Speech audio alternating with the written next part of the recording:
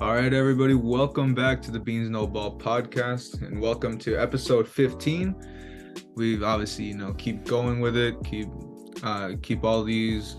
these episodes coming out. Seasons winding down as we speak. Playoff scenarios all in full swing. So let's get started. Yeah, so obviously, season's coming to a close. Like you said, pretty surprising. We didn't really expect it to go as quickly. I just remember it being September, and next thing you know, we're already in December, coming to playoff time. So games, every single game's a little bit more crucial, especially the divisional games. But glad we stuck around with the podcast and keep going with it. So obviously, y'all know the drill already. We're gonna go over the past week's recap, which is week 13. And then obviously go over the week 14 predictions. So let's get it going. So obviously we're opening up with the Thursday nighter of last week, the Buffalo Bills against the New England Patriots. Now this game was it was an expected win for the Bills, and it was indeed correct. After the first quarter, Patriots were up 4. But second quarter, Bills just got moving. They got excuse me, they got 2 touchdowns, and Patriots couldn't do anything. And second half came around. It was kind of a quiet third quarter. Nothing really what happened, but the Bills did score once again to pretty much ice the game in the fourth quarter and really proved everyone wrong from the last losses. Josh Allen, he had a great game. 22 completed passes from 33, 223 yards, 2 touchdowns. So it wasn't that bad. Cook, he did decently on the ground, so not too bad. And then Stephon Diggs, he had another great game, 7 catches, 92 yards, and a touchdown. So great game by the Bills. Patriots, I obviously picked them for my division winner, but from the looks of it, doesn't seem like it. And Bills should have most likely going to run away with this division from the looks of it. Yeah, obviously, like you said, that prediction for the Patriots to run away with it, and I believe we even said to win the Super Bowl. Pretty lofty at this point, but playoffs well within reach, especially if Mac Jones, kind of starts picking it up. They're 6-6. Realistically, I do see them with a chance to get in the playoffs. They probably won't, but the way the season's been going, who knows? But obviously you hit on most of the topics for this game. It was expected, like you said. The Patriots kept it close for the most part. The game didn't get away from them, but the Bills, they're starting to hit their stride a little more. 9-3. They're I think with this after Miami's game, they're really in contention to win that division, and it's just all to see this next Bills Dolphins game that's coming up in a couple weeks.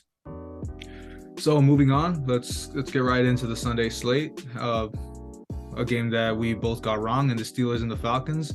Expecting these bipolar Falcons, as we always like to say, to get on a high note in this game, and not much going, which it was just a slow game overall, a pretty poor game for both teams, which you see it's 2 struggling teams. You kind of expect it, but in the end, the Steelers, they did just enough to come away with a victory. As Kenny Pickett, pretty respectable game with almost 200 yards, just 3 yards short of hitting 200 and a touchdown, which Najee Harris running the ball, he is kind of starting to pick up his stride after people started doubting him, maybe about a month ago. It was starting to see is he really the answer in Pittsburgh, as a running back. And 86 yards on 17 carries, no touchdowns this week, but he's starting to pick it up little by little. And I do expect him to stay as the main guy for them in the future. He was a great running back at Alabama, and you see why he's kind of been the main guy in recent times. And as for the Falcons, main thing here, not too much good to look at. Main thing here is, as we love to go back on, USC receiver Drake London, great game for him. No touchdowns, but on just 6 receptions, he had 95 yards. Great numbers for him. He's obviously developing really well. So yeah, not too much, but it was a pretty average game. Yeah, in my opinion, I would say a little below average. I mean, it was kind of a little boring game, not gonna lie, low scoring. But realistically, me thinking the Falcons, with their bipolarness and how inconsistent they can be, I thought they would get away with this win, just because Kenny Pickett. But it seems that Kenny Pickett seems to be kind of getting in his rhythm again, and same with Najee. Like you said, 17 carries and 86 yards. Starting to get a nice run game going to kind of take the pressure off Kenny Pickett a bit. Like I said, been saying this before, it's common sense in football. Great run game opens up the pass game, puts less pressure on the QB. That's common. Everyone who at least knows football should know that. But yeah, I mean, regardless of all this, it was a little below average game. But I mean, hey, Kenny Pickett looks like he's doing well, and possibly he's gonna get better. Now the next game was kind of an unexpected yet expected game. The Packers at the Bears. No matter how bad the Packers can be, no matter how bad Aaron Rodgers can be, that coaching staff, he's always going to find a way to beat the Bears. And he did it in this game. They beat the Bears 28-19 with Justin Fields outplaying Rodgers. He went 20 for 25, 254 yards, and 2 interceptions. I mean, not really, now that I think about it, not really much of an outplay. If we're ignoring the interceptions, sure. But looking at the interception, that's just bad. I've said it already. Justin Fields, he's developing. He's still developing. He's going to get better. But his rushing, his running is what saves him. When he starts to pass, he starts to struggle a bit. And this game proved it once again. That Packers run game was doing really great too. A.J. Dillon, 18 carries for 93 yards and punched it in for a touchdown. So it was a very great win for the Packers. That running game was pretty good for them, but I don't think it's gonna matter in the next couple of weeks. I doubt they'll sneak their way into the 7th seed in the playoffs, especially with how great the NFC is. But the Bears, they're eliminated. They're eliminated from the playoffs. They are the second team to be eliminated, I believe. First team being the Texans. We'll go over that a little later on. But yeah, the Packers. Aaron Rodgers owns the Bears. It was just a great win, but sadly, it's not gonna do much. Yeah. Yeah, like you said, it's just the Packers, as pretty well known by anyone. Aaron Rodgers, he really owns them. He's owned them his whole career, and it's pretty rare for the Bears to ever really get a win against the Packers. This one specifically, it was. I mean, the Bears were close. Don't get me wrong. It was. I mean, like you said, apart from those 2 interceptions, that probably was the difference in the end.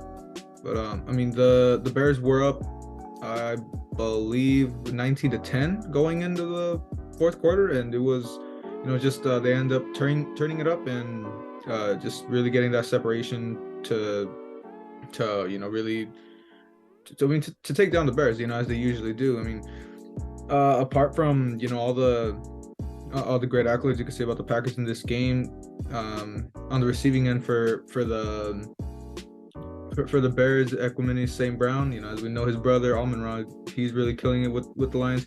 He had his own respectable game, as on just 3 receptions he had 85 yards. So on yards per reception, that's a great game for him. Probably would have wanted to get into the end zone and maybe a couple more targets. Could have been a really good game for him, but overall, I mean, it's a good building game for him. Like you said, the Bears are out of the playoffs. It's kind of just obviously they're rebuilding. See what they can do in the draft. I mean, there is a bright future for this team, realistically.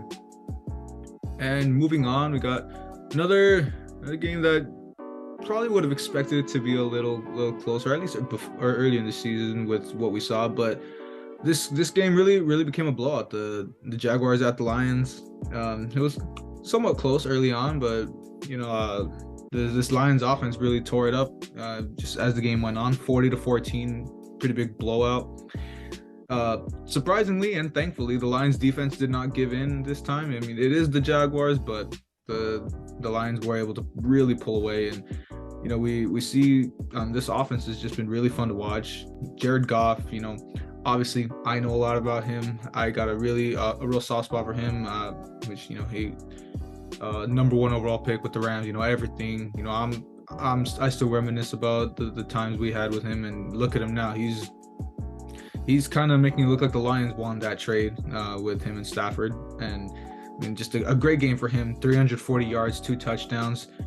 both of those touchdowns going to Amon-Ra St. Brown, he is just having an otherworldly season this year. Those 2 touchdowns coming on 11 receptions and 114 yards. Just you just imagine what this Lions team could have been if they had a competent defense. But yeah, I mean you could think realistically if they build something for in the offseason on defense, maybe get a piece or two, it could realistically be a pretty scary team and a pretty good division building in the NFC North. The Lions, they're still young. They still got a lot of developing, on the defensive side. You got Jeff Okudah, who is, I think, his second or third year in the league. So, obviously, he's going to get better. He's going to progress more.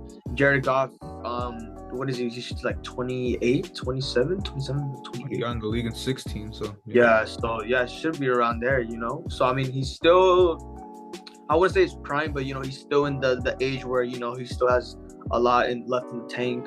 And then obviously with DeAndre Swift in the background and Jamal Williams, some 2 great, good young running backs. This Lions team does have a lot of potential, but as you said, that defense is really slowing them down.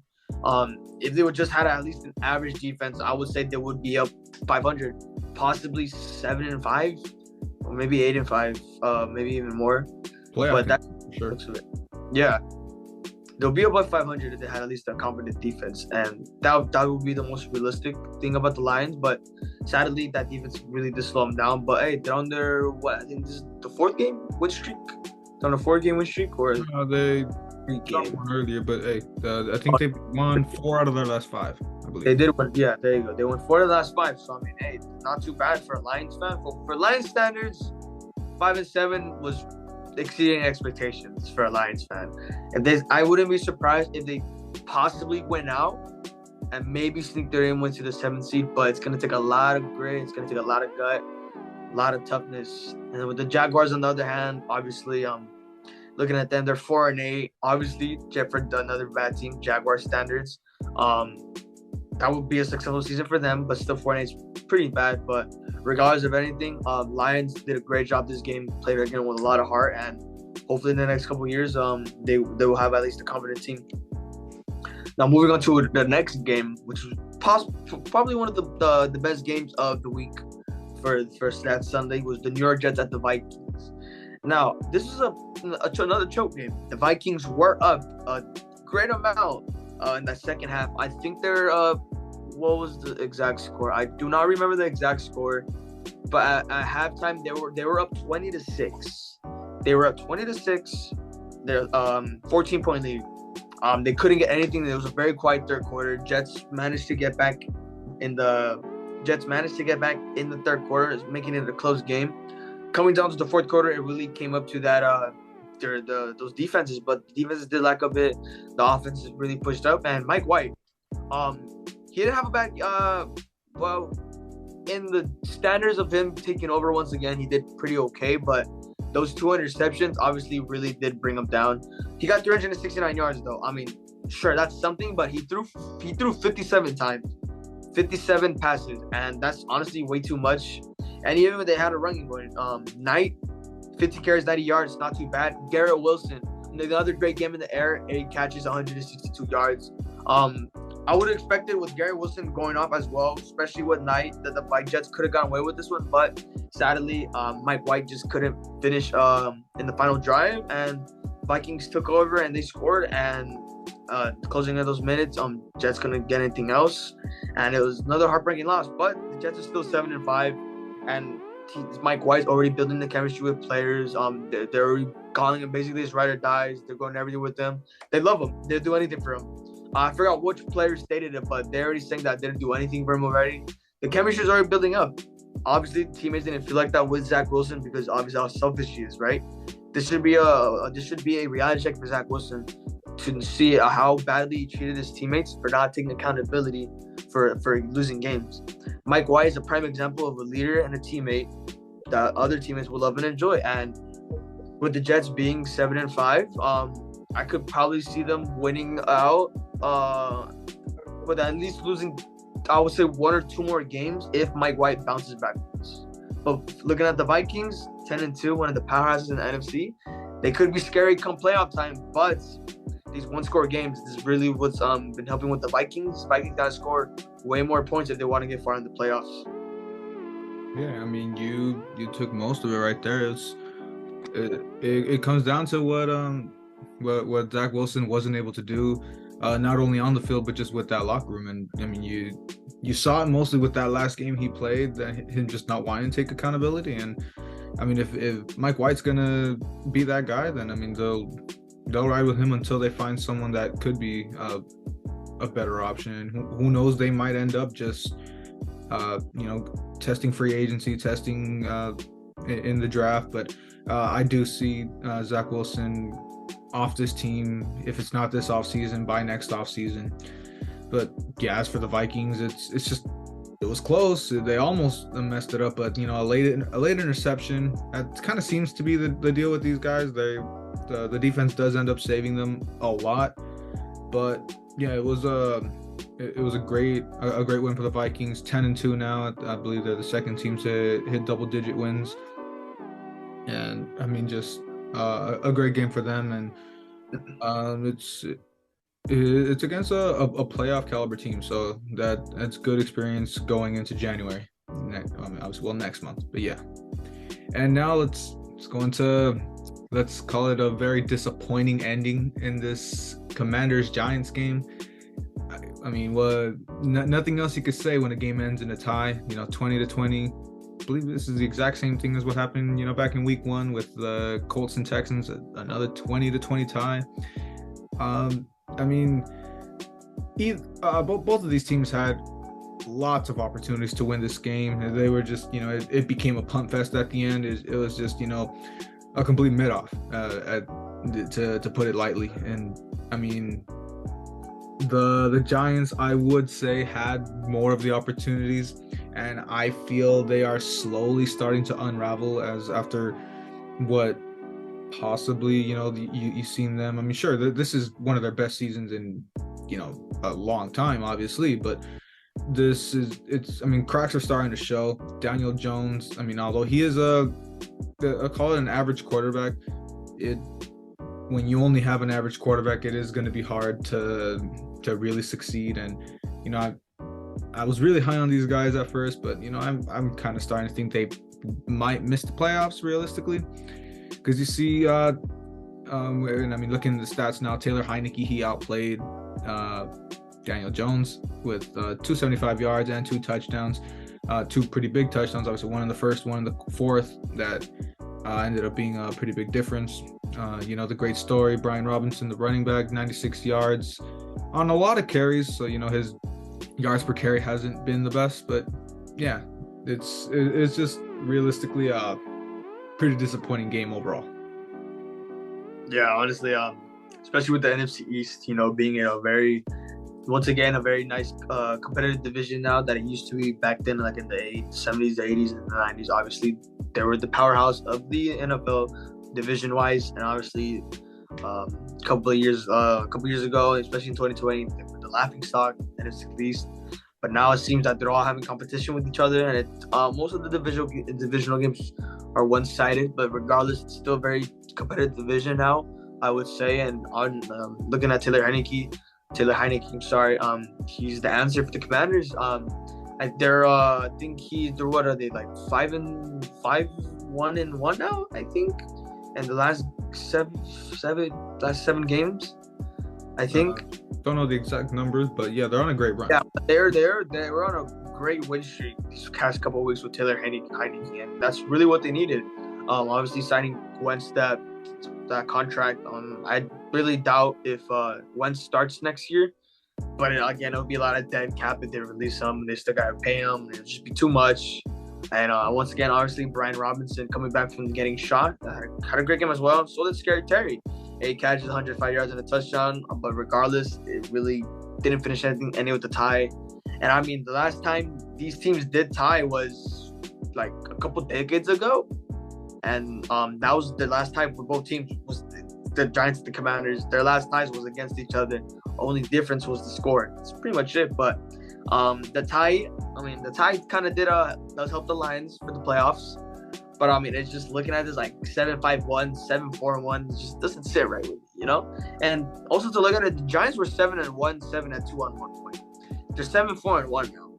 Starting to collapse, obviously with injuries and stuff like that, but it just seems like the Giants could possibly plummet towards the end of the season. Now moving on to the next game, which is quite a revenge game for this player in particular. The Titans visit the powerhouse Philadelphia Eagles, and oh boy, did AJ Brown have himself a day against his former team.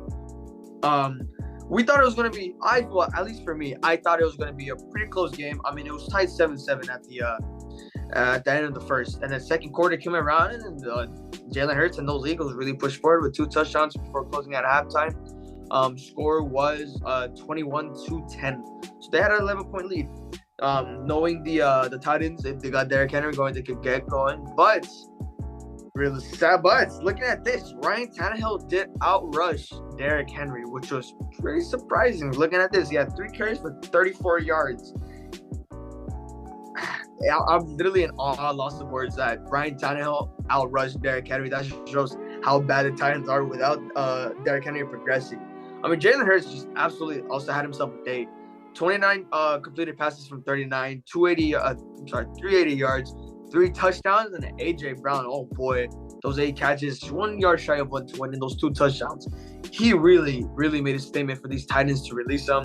AJ Brown's receiving stats are, I think most of them are all better than the whole Titans receiving core, and I think it's 7 total receivers, I believe, around 7. Around then, AJ Brown outplayed all of them. I still think it was a stupid decision for the Titans to trade AJ Brown to the Eagles. I don't know why they traded him. AJ Brown was the reason the Titans was somewhat okay, other than Derrick Henry. But yeah, it was just a great show for the great game for the Eagles. They beat a great team. Obviously, looking at the Eagles, they beat the Colts by 1. Some bad teams, it was close games, but this was a statement game. Don't get me wrong. This was a statement game against I would say a good Titans team, but the Eagles just outplayed them and just took it all home. Yeah. As you said, you expected it to be a close game. I did too. It just it got away from the Titans in the end. Kind of one of the main things we always talk about is, if this team basically it's all based off of whatever Derrick Henry does. If he has a good game, the Titans are probably going to win the game. If he can't get going, it's really hard for the team in general to get going. And I was here, like you saying, totally in awe of Ryan Tannehill outrushing Derrick Henry, and that speaks for itself. It was a slow game for Henry, and it was hard for anything else to get going, which, like we always say, you got a good run game that opens up everything else, and the Titans struggled to get much going, especially after the second half, as they were shut out in the third and fourth quarter. But yeah, apart from that, the Eagles are slowly starting to pick it up. I mean, that loss to the Commanders may have opened their eyes, or that close game with the Colts, pretty eye-opening. Still don't think they'll sustain most of this for the rest of the season. I still think they're gonna get humbled a good couple more times, but I mean, as for now, they are firm in that 1 seed in the NFC. Now, moving on to another pretty disappointing game in the Broncos and Ravens, which, to the Ravens' credit, they did spend most of the game without the star, the MVP candidate Lamar Jackson. Without him, it is pretty hard to get much going. But I mean, you take it for what it was. With a 9-10 score, it was just. It was a pretty bad game. Let's just leave it at that. The Broncos were winning for the most of the game. It was 9-3. It was a pretty crappy game. And then I believe, is it Tyler Huntley who is their backup right now? He ended up marching them down pretty big game-winning drive, and ends up rushing it in. I believe it was like a 2-yard rush, and the Broncos were close. They just missed. I think their kicker was just short on a 58-yarder, which kind of interesting end, a pretty exciting end to a pretty boring game, but still realistically, we see the Russell Wilson led Broncos and a Lamar Jackson-less Ravens, kind of expected to be a pretty subpar game. Yeah, I mean, as soon as I saw Lamar Jackson go down, I kind of had my doubts thinking Ravens were going to lose this game. But then again, the Broncos got Russell Wilson under center. And this proved my point once again. They can't get anything going on offense. Russell Wilson, honestly, a lot of hype was going around. And I said this, I think, last week. So the Broncos were a quarterback away from possibly being a contender. Quarterback away. Signing Wilson this offseason, trading him for the Seahawks. Obviously, literally mid-season, it was already determined that Seahawks won this trade. Looking at Geno Smith, how he's rallying the Seahawks down, and with his win last year, we'll get into that in a bit. It just proves that the Broncos, that general manager, that whole front office just did not know what they were doing. Obviously, you can't blame him because Wilson was coming off an injury, and with Wilson's caliber and how he played all around since he's been in the league, they would have traded him to be good. I really don't know what's really going on with Wilson. I mean, half the team came to his birthday party. I mean, that just shows how much he is. And then the running back side, Latavius Murray, I forgot this man existed. I literally figured out he was on the Broncos literally like 2-3 weeks ago. I kid you not. As soon as I saw him on my screen, I'm like, is that Latavius Murray? Last time I saw him play was with the Raiders. I low-key thought he was at the league. I was generally in shock. But regardless of all that, I mean, Tyler Huntley still got the win with the Ravens. It was a pretty boring game, but obviously Tyler Huntley did the job and got the Ravens back on track and being one of the good teams in the AFC. So let's see how he's going to be able to lead the Ravens if Lamar doesn't come back on time for playoffs. Now coming to our next game, just another revenge game. Pretty boring revenge game, I would say. The Browns visit the Texans. Deshaun Watson makes his first start after being suspended for 12 games after the sexual misconduct charge that he was facing. I think it was last year, right? I think right. Where everything all came around the off season, but yeah, but last year because he didn't play at all last year. Well, last year was because of his holdout. He just didn't want to play for the Texans straight up. And then all the allegations started rolling in. I mean, regardless, it's been a while since he played. It's been 700 days, I think. It was 700 days.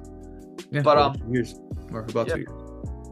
About 2 years. But still, when I was looking at it, I put on this game because I'm like, all right, let me see how Deshaun Watson does. And there was a pick. I'm like, you got to be kidding me. But I mean, it's been 700 days since he's played. But regardless, the reason the Browns won is because of their defense. Their defense popped off. They popped off great. I know you would know since they helped you great in fantasy with 30-something points around there. But yeah, that defense really carried it was pretty much the icing on the cake for Deshaun Watson's revenge game. But everyone hated Deshaun Watson coming back. Everyone was booing him. I think the Texans owner literally turned her back on him. It was just embarrassing, man. Looking Deshaun Watson under center, obviously he was going to do bad, but you got Nick Chubb in the backfield. He had a pretty okay game for his standards, 17 carries, 80 yards. But obviously they're going against a really bad Texans team, 1-10-1, and the Browns, they're 5-7. They got their starting quarterback back. I don't know how they're going to do the next couple of games. Hopefully Watson finds a rhythm, but as of right now, it looks like the Browns could be losing a couple more games to finish out the season. Yeah, I mean, especially in that division, it is going to be tough for the Browns. It's kind of looking like the Bengals are going to start running away with that. But yeah, I mean, it's Watson's going to be rusty. I did allude to this in the preview. You expect him to be rusty, like you said, 2 years out. But I mean, he still played really poor for the standards that you would expect. I believe he only got like 5 points in fantasy, which I would know. I started him expecting him to have a somewhat decent game. Didn't this time, but we'll see how he keeps going. But it was just pretty rusty overall. And I mean, he was outplayed by Kyle Allen, who got 201 yards and a touchdown, which I mean, it's a Texans quarterback. He's backing up Davis Mills, so it kind of speaks for itself. But yeah, I mean, I would expect the Browns to bounce back, Deshaun to kind of get into a rhythm little by little, but it's probably too little too late probably more of building towards next season.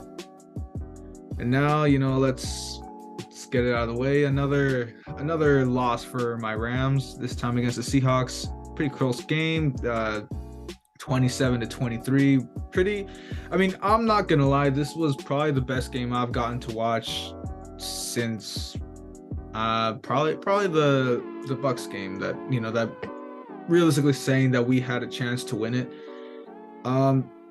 It was a pleasant surprise to see John Wolford, actually playing a decent game. And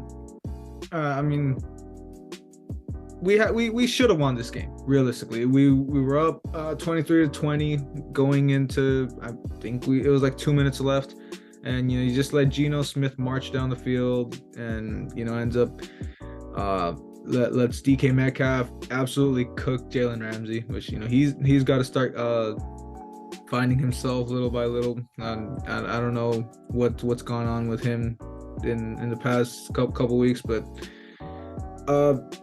just coming after what I've expected with this Rams team, I can't even be mad. They put up a great fight. My main takeaway from this, even with a horrible O-line, Cam Akers had a respectable game with 60 yards and 2 touchdowns. You would expect maybe a little more yardage, but with the O-line play in this whole season, it's just a ray of sunshine to see him, 2 touchdowns. That's the main takeaway. And he did break out for a good couple decently sized runs, so I'll take it. And if this means we can rekindle our relationship with him and hopefully keep him around long term, building towards when we will have a competent O-line, it's gonna be the future's bright, for when we're kind of building ourselves back to being a contender. And obviously, talking about the future, the big news coming in just today that the Rams have claimed Baker Mayfield off waivers, as he was cut by the Panthers just a couple days ago. So this is a great move, not only for my Rams to hopefully build something, but for Baker to kind of prove himself again, which I would expect Sean McVay to kind of pull the best out of him as whatever he can see fit. Yeah, honestly, that game was pretty close. I'm watching it. Seahawks are up. Stop watching it, and I think the Rams are up 3 in the fourth quarter. But obviously, Geno Smith puts on a show, and he leads the Seahawks back to win the game, obviously. And honestly, I'll give credit to the Rams. They did put up a fight. I really expected the Seahawks to blow them out of the water, but it was a very close game. And Rams, they're not eliminated from playoffs yet. Who knows? Maybe Baker can turn it around. But once again, from the way this whole NFC conference is looking, it could be impossible. But me, I've always liked Baker. We both like Baker. We said it already earlier in the earlier episodes that we want Baker to succeed. We really do. I really do think that injuries. I really do think that injury really screwed him over. And as soon as he got released, Rams were probably going to pick him up, and they did. And I think we did discuss this before we started recording that he does have a strong possibility to play Thursday. They already got on the playbook and everything, so hopefully he learns it, he gets a start, and he proves everyone wrong. And if Stafford's for sure officially done, looks like your main guy's Baker. May have mixed feelings, who knows, but we're just going to have to obviously wait and see. All right, moving on to the next game, which is another game that surprised me, honestly. The Dolphins visit the 49ers, and oh boy, did this 49ers defense show out today. I honestly thought the Dolphins offense was really going to take over this defense, but defense stayed strong, and they really pulled the plug on the Dolphins from their win streak. And Tua, he had a decently good game. Tyreek Hill had another great game, but sadly that defense was too much for the Miami Dolphins, and the Niners beat them 33-17. We saw Jimmy G go down with a foot. I think it was foot injury, right? And he's out for the season. And then Brock Purdy, Mr. Irrelevant, led these 49ers to a victory over a very good Miami Dolphins team. Now, this has honestly surprised me the most, because for being Mr. Irrelevant, you don't really get that much traction. But this game really did show everybody that he's not Mr. Irrelevant anymore. Obviously, it was a loss by the Dolphins. Most recent loss But I don't think this should affect the Dolphins in any way or form. The Niners, though, that defense is really scary. Obviously, my Dallas Cowboys defense has another great defense. Those are the top two defenses in the league right now as we speak. But right now, that Niners defense does look scary. It is looking scary, and then come playoff time, they're going to be really hard to play against. Yeah, I mean, you said it well right there. I mean, like you said, I don't expect this to hurt the Dolphins anyway. If anything, this loss is gonna, help them towards push them to be better. This was a great team they're facing. Obviously, like you said, probably the top defense in the league, and it's gonna strengthen them come playoff time. And the way it's looking, unless they can, honestly win out, and while winning out, beating the Bills, and just they got to play like really good to have a chance to win this East, which winning the East gives them a hell of a lot better road to the Super Bowl, and a lot of an easier road to the Super Bowl. But I still have really high hopes to see what this team can do, especially with Tua. I think this is probably the first time he's lost since coming back from that injury. But yeah, I mean, I don't expect to see this hurt them in any way. But I mean, apart from that, great game for the Niners. Obviously, I hate to see it, but I mean, can't say much. It's just a great Niners team overall.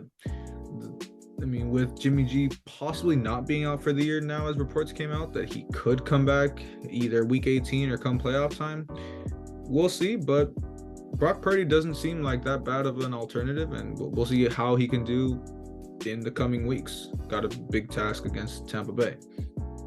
Now moving on, apart from the Vikings-Jets game, this probably is up there with one of the best games of this week, and the Chiefs and Bengals. Really good game here. Obviously, not to easily say here, you got Joe Burrow and Patrick Mahomes, rematch of the AFC Championship. Just great game overall. It was a close game with the Chiefs. It looked like they were going to run away with it, but the Bengals had a great fourth quarter, shutting out the Chiefs in the fourth quarter, which that's something you rarely ever see with Patrick Mahomes. But just the Bengals defense really held firm. Joe Burrow had a wonderful game with almost 300 yards with 286 and 2 touchdowns. And Samaje Perine, really good game himself with not getting in the end zone, but he cracked over 100 yards, 106 in the absence of Joe Mixon. Obviously that's been hurting the Bengals, but it wasn't that bad in this game. Obviously holding on for a win. Ja'Marr Chase, his return, 97 yards, also didn't get in the end zone, but a great game for him. Easing himself back. Expect him to just really work himself back. And even though I expected the Bengals to miss the playoffs this year with Super Bowl hangover, it's looking like they probably will run away with the AFC North. Yeah, I mean, Joe Burrow is undefeated against Patrick Mahomes, now making it 3-0 against them, I believe. Or is it 2-0? I think it's 3-0. Yeah, 2 in the season and then the AFC Championship. Yeah, I thought this could be the year where the Chiefs finally win it, but the Bengals are the Chiefs' kryptonite, especially Joe Burrow. He is definitely their kryptonite. But I mean, looking at Cincinnati, they really took over the stats category. I mean, Joe Burrow almost threw for 300. Samaje Perine, he rushed for 106. And obviously Ja'Marr Chase coming back from his injury, he had a great game, 3 yards shy of 100. Looks like Ja'Marr Chase is going to be fine the next couple of weeks come playoff time. And it just really came down to the fourth quarter. I mean, Chiefs, they were driving, had a good drive towards the end, but they couldn't finish. Bengals took over, and they won by 3.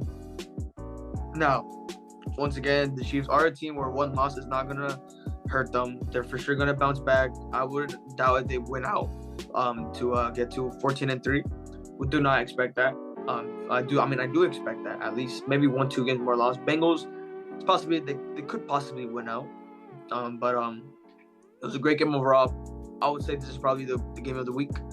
But still, you got the Vikings and Jets. That's debatable, but obviously 2 of the best. But regardless, Joey B.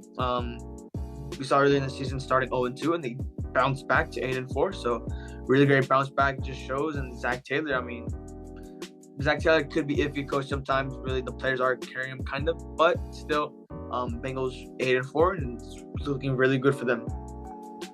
Now, this next game was another game that thankfully went my way. The Chargers at the Raiders. Chargers were really doing, I don't know what was going on with the Raiders. I'm sorry. I don't know what they were doing against the Raiders first half. First half they were up 13-10. And then second half came around and they just collapsed. Third quarter, they were shut out. Raiders got 14. Fourth quarter, I think Justin Herbert connected with, I think it was Mike Williams or Keenan Allen on 4th and 12 to get that touchdown to bring that back the game, one score game. But sadly it wasn't enough. Chargers couldn't get anything going, and the Raiders just kept running, bouncing everywhere. Josh Jacobs, he had a great game, 26 carries for 104 yards and a touchdown. This is mainly the reason why I chose the Raiders to win this game, because Josh Jacobs and Davante Adams, mainly Josh Jacobs, but Josh Jacobs, he had a great game. So did Davante Adams. I guess you could say the Raiders kind of won this trade, but regardless, they are still 5-7. He almost got 200 yards. He was 23 yards shy of 200. But regardless, Davante Adams has really been helping. So has the bounce back from Josh Jacobs. And then Justin Herbert, I've said it again, he still has a lot to prove. Literally looking at it, the Chargers were 5-3, 5-4 at one point. Now they're 6-6. And I know you chose the Chargers to be the divisional winner. But from the looks of it, Chargers, they possibly might not make playoffs, and it's looking like this. And Justin Herbert still got a lot of things to prove until he gets to the playoffs. But regardless, it was a great win by the Raiders, and who knows, they could probably sneak their way in. But we'll just have to wait and see if they're gonna have to win out. Yeah, I mean, you're right with that. Herbert does have a lot to prove, especially that he hasn't made the playoffs yet. But I mean, I still believe, I got a firm belief in him. He is a great quarterback. He's just a great talent in this league, great young talent. He's got a lot of time to develop, a lot of time to, really grow as a quarterback. But yeah, this season is looking pretty bad for him. Like you said, from 5-3 to 6-6, it's pretty bad. But I mean, I expected with how the Raiders have looked and how they usually aren't able to string multiple good performances together. I expected the Chargers to maybe find their way here. Obviously not. I took the L, not only that take, but in this prediction. And it was great on the Raiders. First off, they always they've been looking pretty inconsistent, pretty subpar overall, and I believe they've strung 2 wins together, two or three in a row recently. They're kind of hitting their stride. It might be a point where Derek Carr and Davante are finally finding themselves. Obviously, Josh Jacobs with a great game himself, but it is going to be too little, too late, at least for this season. With obviously with their record, but who knows with next season what could happen. I mean, it's apart from the Chiefs probably winning the division, a wild card spot could always be at hand for a lot of teams in the AFC, at least for the future here. Now, moving on, Christian, this is your game. I'll keep it light, not gonna go too deep into it myself, but man, what a lopsided game this was. Colts Cowboys, absolutely hammering the Colts here. I guess Jeff Saturday still unable to get another win after taking down the Raiders a couple weeks ago. But I mean, a 33-point fourth quarter, you would have thought they would have let up at some point, but your Cowboys defense just they obviously just looked like the real deal. Yeah, I mean, obviously towards the game at halftime, it was 21-13. To me, realistically, again, this should have been a game where we should have already been up at least 3 possessions at halftime. Obviously, that happened, but second quarter, we should have been up at least 2 possessions because obviously this is a bad team that we should be up. And we saw last week with the I think it was the Giants too. We should have been more. So this shouldn't have been a game where we should be close. These first 3 quarters, it was what, a 3-point game? It's a 3-point game, and then fourth quarter we had 33 unanswered points. That defense popped off. But Dak Prescott, man, that interception he threw, I'm still gonna ride with him. I'm still gonna defend that man with all my life since he entered the league. These past 7 years, I've been defending this man all the time. But these interceptions, man, they just gotta stop. They have to. If we want to go far in the playoffs, maybe Super Bowl, he's got to step up with these interceptions and he's got to cut it off. That interception he throw, I'm not gonna lie though, CeeDee Lamb did slip, and if he weren't, he just threw it a little too early, and the Colts DB just caught that. But regardless, fourth quarter really showed it. Defense popped off. DaRon Bland, our rookie, picked off Matt Ryan twice. He's making the starting. Kelvin Joseph, I'm starting to have my doubts about Kelvin Joseph. It doesn't look too well. Trayvon Diggs had another great game, shutting down Michael Pittman, and everyone keeps bashing him over that one play over. I think it was in the beginning of the game, and everyone's saying he cooked them. That just shows that most players most people that are hating are not even watching the game. Diggs didn't even have his eyes on the receiver. He had his eyes on Matt Ryan. He wanted to erupt the play because he thought it was going to be a quick slant. So it was literally either thinking stay on the receiver or friggin' big ball play and go for the intercept the play, right? Matt Ryan obviously got him with the pump fake, and that caused the receiver to get open on that left post, on the outside. And as soon as that happened, Twitter was already blowing up. Trayvon was already trending. Everyone was changing the narrative, and I'm over here I'm like, he didn't even get cooked. And even going through comments, even the biggest Cowboys haters, it was being a surprise. They were even defending Diggs, and obviously that's the truth. The receiver didn't cook him. Matt Ryan just simply faked them out with the pump fake, and that literally just caused the touchdown. But regardless of that play, Diggs had another phenomenal game. Micah Parsons was kind of quiet, but he still did somewhat well. Sam Williams, our rookie, strip sack. Great game by Sam Williams. We got to start him at this point. He had a strip sack and then a fumble. No, he had a fumble recovery, as a matter of fact. Our another rookie linebacker, Damon Clark. He stripped the ball and then recovered by former Colt Malik Hooker, running for a touchdown, and he did have an interception that game. So obviously great revenge game, but 33 unanswered points in the fourth quarter. Me and my dad were very happy, very excited. I really have it. This team makes me happy from the looks of it. Sometimes this team makes me very upset on times, but it really does bring me joy that we're once again doing great. It just come playoff time, I'm literally begging. I'm gonna give up one of my testicles for us to make a huge playoff push. I'll do anything. I don't care anything. I'll give up whatever, my kidney, whatever. I just want to see my team win the Super Bowl while I am alive. And with this team, this great defense, this great offense, coaching staff is finally deciding to do something.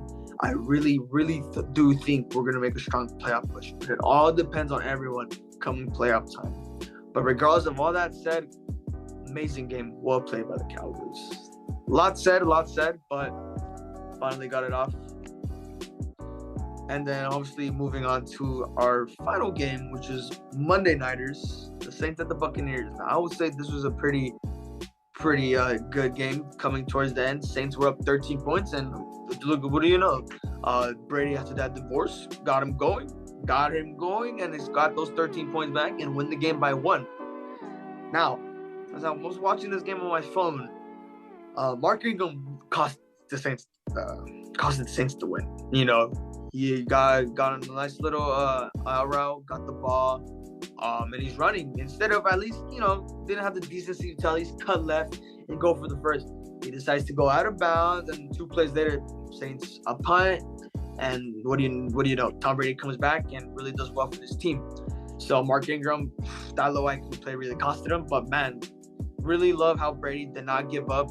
Really love him coming back. I think that was his 41st or 44th fourth quarter comeback. Whatever, I forgot which one exactly, but it was around in the 40s. So it was one of his 40th comeback wins.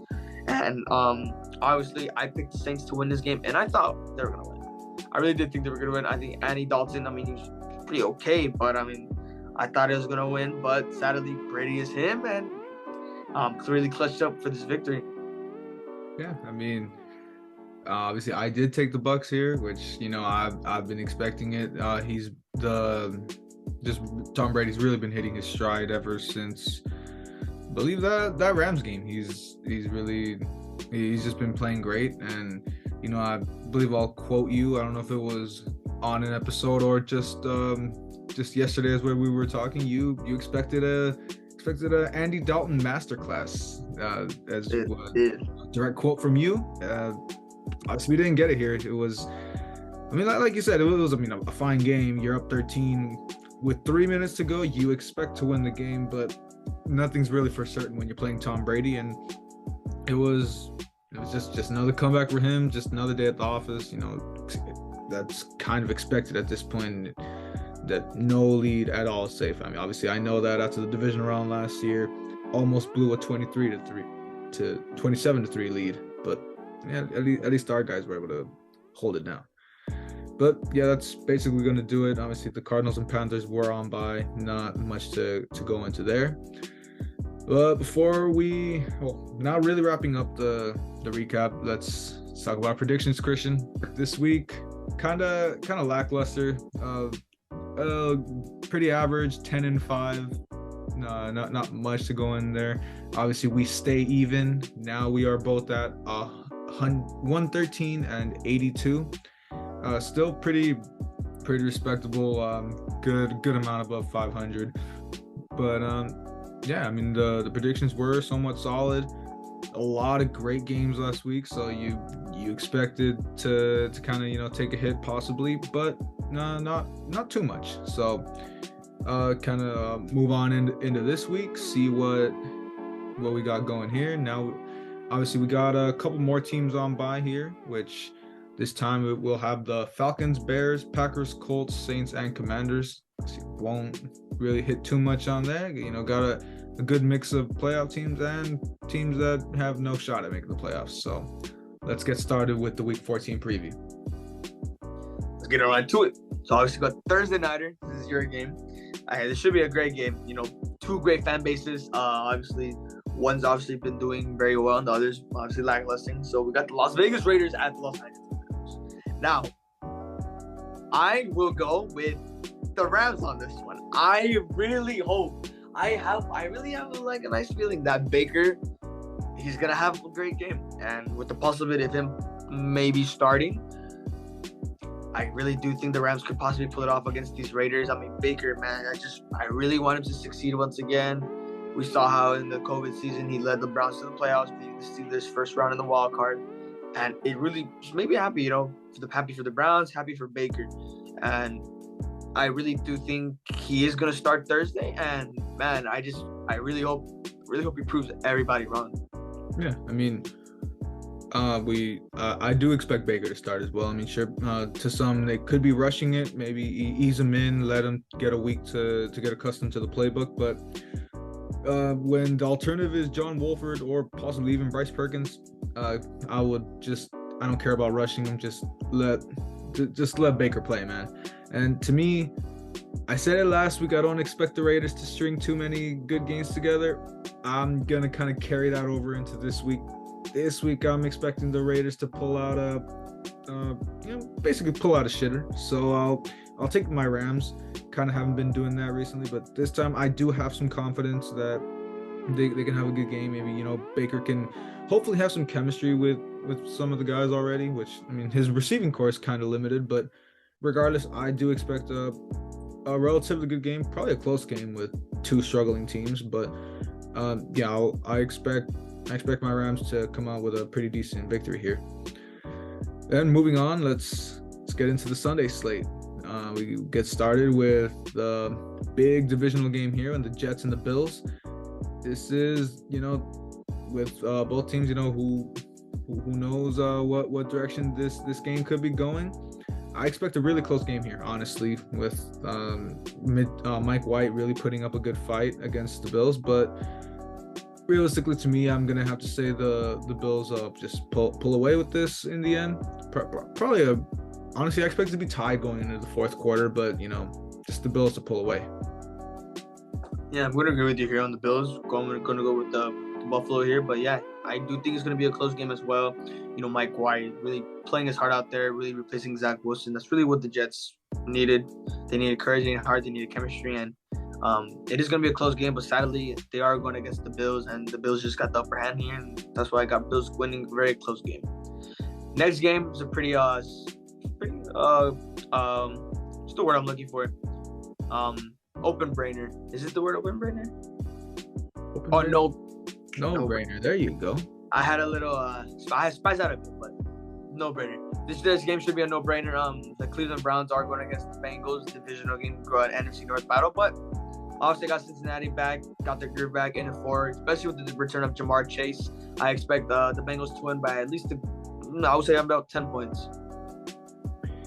No, I mean, to me, I would not call this a no-brainer myself, and especially now with Deshaun Watson coming back. Don't get me wrong, I'm still going to take the Bengals, but you look back, you see, was it the Halloween Monday Nighter that the Browns actually blew out the Bengals? Yeah, right. So I mean, to me, this is the same team, and the Browns only got better. So I expect the Bengals to wake up and not get swept by the Browns. But yeah, I mean, I'm far from a no-brainer here. I'll take the Bengals, and Joe Burrow really to have a good bounce back game from that loss a couple weeks ago. But yeah, I expect a really good game here. Now, Christian, obviously, let's move on right into your game. This is gonna be a pretty good game. I'm not for your guys, obviously, not expecting any doubt at all. It's gonna be a pretty big. If we see how it went last week, it's gonna be even worse here. I expect let's call it a 30-point Cowboys win, realistically. Yeah, I got that. I got my Cowboys winning again, but with how bad the Texans are, I really expect my Cowboys, and I do mean this by everything. I expect them to be up at least 20 points at halftime. 20 points. There should be no reason why this game should be a close game by like 3 to 7 points, let alone 1 touchdown. There should be no reason with that high-power offense and that high-power defense going against the 1-10-1 Houston Texans. With these Dallas Cowboys team, with how they're playing, I expect them to blow the Texans out of the stadium. I expect a huge win for my Cowboys. But obviously, still got to be calm. Still got to wait. Still got to wait for Sunday. But I expect a huge win for my Cowboys. So moving on to the next game. I feel like it's going to be another great game. Detroit getting the stride. Minnesota being a powerhouse. But regardless of it most likely being in a close game, I'm going to go with Minnesota on this game. Jay Jettis, I feel like he's going to have another monster game, especially with how Detroit's Lions defense is. Regardless of them having their blowout game against the Jacksonville Jaguars, they did play the Jaguars, but somewhat the defense kind of got better. But against Minnesota and their offensive weapons, I feel it's going to be not too close. I would say maybe a touchdown at most, but I got Minnesota winning this game. Yeah. Look, this close. I'm this close to taking the Lions in this game, but I have to go with the Vikings. It comes down to the defense. And look, honestly, if the Lions end up winning this game, I have no there's no doubt in my mind that that's a very realistic possibility. If their defense kind of bolsters up, who knows, after if by some reason this win against the Jaguars kind of builds them up. But I have to go with the Vikings here, and especially right now they're really pushing. They're in the playoffs obviously, but they want to. They're fighting for the 1 seed, and with the Eagles, their downfall looking somewhat inevitable as it looks like they'll get humbled one of these weeks. The Vikings could swoop in for the 1 seed. They'd have to get a game ahead of them since the Eagles do have the tiebreaker. But I do see realistically the Vikings coming out on top in a very close game here. Now, moving on, we got another game that this one I do believe should be a no-brainer.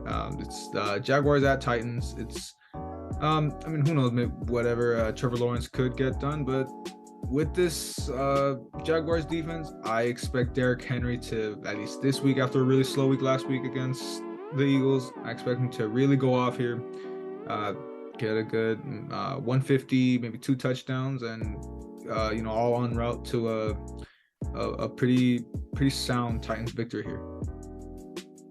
Yep, I'm gonna agree. Once again, another no-brainer. Well, another one for me, at least. But this should be, without a doubt, an inevitable no-brainer. Titans, obviously, they're really gonna beat Jacksonville here. This again should be no reason why should be a close game. I feel like that loss against the Eagles is really gonna anger them and at least push them to at least maybe 15-point game against the Jaguars. But should be a nice, easy, smooth going win for Tennessee. Now, next game, I don't think I would consider it a no-brainer, but we got the Philadelphia Eagles and the New York Giants, another tough NFC matchup. But with the way the Giants are looking right now with the injuries and with their collapse, sadly, I gotta go with Philly on this one. As much as I need Philly to lose for the Cowboys to possibly get the division and the 1 seed, it's looking very difficult here. But I gotta go with Philadelphia on this one. Yeah, I'm gonna have to agree with you. This is another game that I feel, this close to taking the underdog, but I mean, just with how the Eagles, they look kind of weak. They look like at some point, another inferior opponent's gonna pounce at them. But I don't think that would be the Giants, and I just do believe that they come out on top. Jalen Hurts and AJ Brown probably having a really solid game as they usually do. The only thing I could think about would be Saquon. If he really just goes off, which I mean, who knows? The Eagles defense has looked kind of faulty recently. If Saquon can have a great game, then yeah, I would not be surprised if the Eagles come around and upset them. But I'm gonna have to go with the Eagles to win this game. Now, closing out our early morning window, last 10 a.m. game will be the Ravens and the Steelers. Now, this one, it's a lot more wide open now. You got Lamar Jackson on his injury. He'll be out bare minimum 3 weeks with his PCL strain, I believe it was. And honestly, I'm going to have to go with the Steelers. They're looking a little surprising. Kenny Pickett's really hitting a groove right now. And I mean, sure, Tyler Huntley did have a nice game-winning drive last week, but the rest of the game, he looked really subpar. And as we know, the Ravens defense is one of the worst right now. They're just really sell games when Lamar is playing at least decent. But yeah, I'm expecting the Steelers to have a somewhat solid game. And probably I'll say Najee Harris has a pretty eye-opening game. Probably gets 2 nice rushing touchdowns. Yeah, as soon as you said Pittsburgh, I'm like, we're gonna agree once again. Yeah, I just don't think I don't think Tyler Huntley's gonna lead this Bay Ravens to possibly any winnable games. To possibly could get 1 in that 4-game stretch, but with the absence of Lamar was really the reason the Ravens have been winning. And looking at these 4 losses, those 4 all losses they choked. They could easily be undefeated right now, but sadly, some games were his fault, some games weren't. But regardless, Lamar he really is the glue of the Baltimore Ravens, and I just don't think Tyler Huntley is the guy to lead them.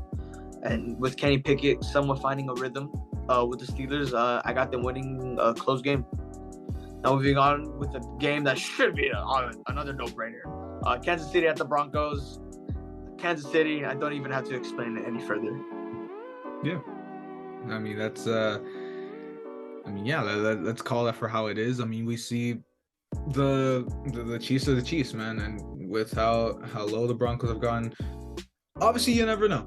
We've seen even crazier things happen this season, but I can't say I see it happening here. I expect just a pretty big game for Mahomes and all of his countless weapons. So yeah, easy Chiefs win here, just realistically. Now moving on, I believe this is probably the game of the week here. This is the Buccaneers at Niners. Great game here. Tom Brady taking on the surprise of Brock Purdy. We'll see if he is the real deal once. Just see what he can do. If it was just a one game wonder, or if he can actually get something going this week. But honestly, I'm gonna take the Niners. I do expect Purdy to have a decent enough game, and I mean, as great as Brady has been, as I've been really riding with him the past couple weeks, I think that Niners defense is going to get to him, and I think after after that defense really keeps Brady in check, I think Purdy's going to do just enough, or at least Debo. He does it all, so I expect them to just squeak by. It'll be a pretty close game. Yeah, I mean, I'm going to pick San Francisco too, mainly because of that amazing defense that they got. Obviously, Brock Purdy, he's got a lot on his shoulders right now. If he can't drive that offense, then it's really going to be up to the defense. And obviously, the defense can't keep coming back for these Niners. I really expect a low-scoring game here if Brock Purdy can't get it going. But that defense is really going to show out once again, and San Francisco's not going to get a smooth win. Probably an ugly win if obviously Brock Purdy can't do anything, but the defense is going to be the main reason they win this game. Now, next game should be another, I would say no-brainer, but pretty easy game to pick. The Carolina Panthers at the Seattle Seahawks. We saw Seattle last game did not give up, and they came back against that struggling Rams team. So I will go with the Seattle Seahawks on this game over the Carolina Panthers. The Carolina Panthers, they got Sam Darnold back. He did look, I guess, all right. But Geno Smith just has the upper hand here with the Seahawks. A little bit better chemistry here, and I just got them winning by, I would say, at least a touchdown. Yeah, I'm going to basically agree with everything you say there. And just, sure, looking at the Seahawks, it is a little eye-opening to see how they play against just a struggling team in the Rams. But I do have to expect to see them just really come away. It's the Panthers. That's the main thing here. They're 0-5 on the road, so I don't see that changing anytime soon. So to me it's a pretty straightforward Seahawks win this one. Like you said, probably by a touchdown. And we'll move on. Pretty big Sunday nighter we got here, flexed in as they took off the Chiefs Broncos, thankfully.